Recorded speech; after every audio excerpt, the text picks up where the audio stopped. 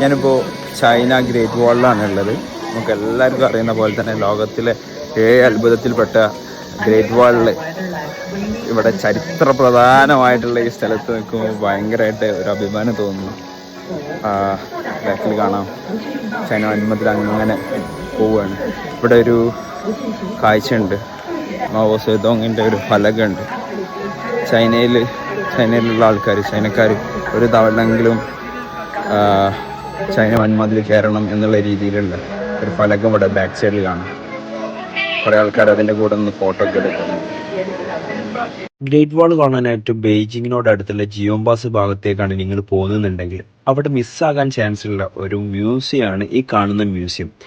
Great വാളിൻ്റെ active ആയിരുന്ന സമയത്ത് പട്ടാൾക്കാർ use ചെയ്തിരുന്ന പടക്കോപ്പുകളും അവരുടെ ബീരങ്കിയും അവരുടെ ഡ്രസ്സും അങ്ങനെ കുറേ കാര്യങ്ങൾ നമുക്ക് ഇവിടെ കാണാൻ കഴിയും. അപ്പോൾ ഒരു കാരണവശാലും ഇത് മിസ്സാക്കരുത്. മാക്സിമം എല്ലാവരും എക്സ്പ്ലോർ ചെയ്യുക. ഇവിടെ പോയിട്ട് മാക്സിമം ഇവിടെ കുറഞ്ഞ കാര്യങ്ങളേ ഉള്ളൂ എന്നുണ്ടെങ്കിലും വളരെ അമൂല്യമായിട്ടുള്ള ശേഖരങ്ങളാണ് ഇവിടെ ഉള്ളത്.